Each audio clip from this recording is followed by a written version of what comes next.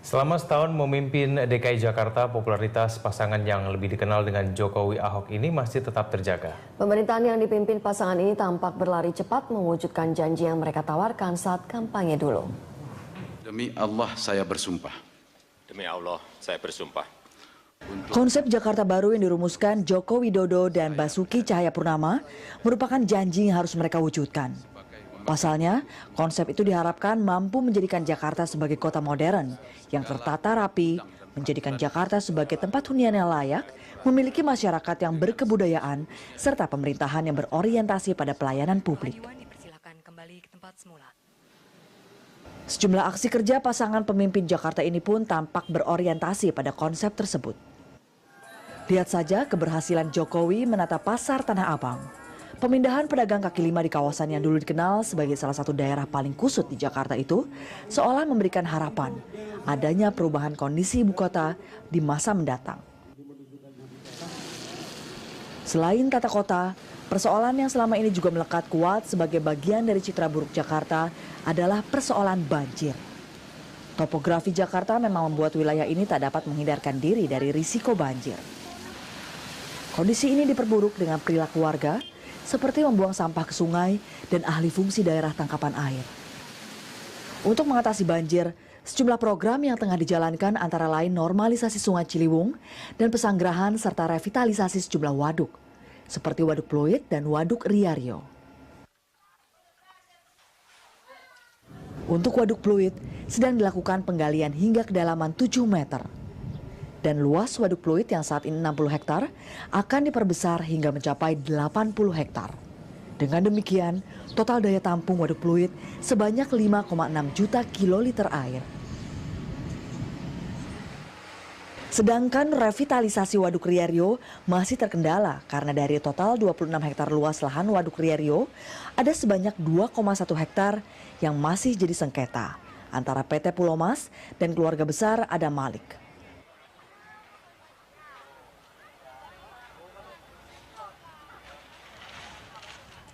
Keberhasilan program penataan lingkungan semacam itu hasilnya memang tidak bisa dilihat dalam waktu dekat, namun berdampak jangka panjang.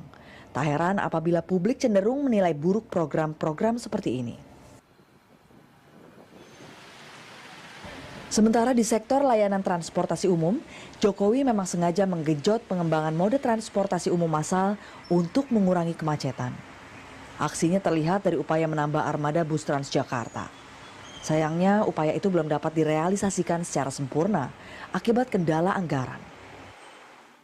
Selain itu, Jokowi juga sedang memulai proyek anyar, yakni dimulainya rencana pembangunan monorel dan MRT yang diharapkan menjadi alternatif solusi kemacetan Jakarta. Meski beberapa terobosan telah dilakukan, publik masih menilai buruk kondisi kemacetan di ibu kota. Di sisi lain, beberapa gebrakan Jokowi Ahok yang dirasa telah menyentuh warga Jakarta adalah program Kartu Jakarta Sehat dan Kartu Jakarta Pintar.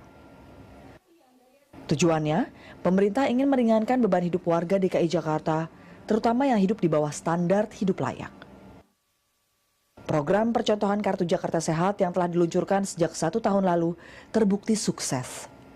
Hingga November 2013, tercatat 3 juta lebih warga Jakarta telah bergabung dalam program KJS.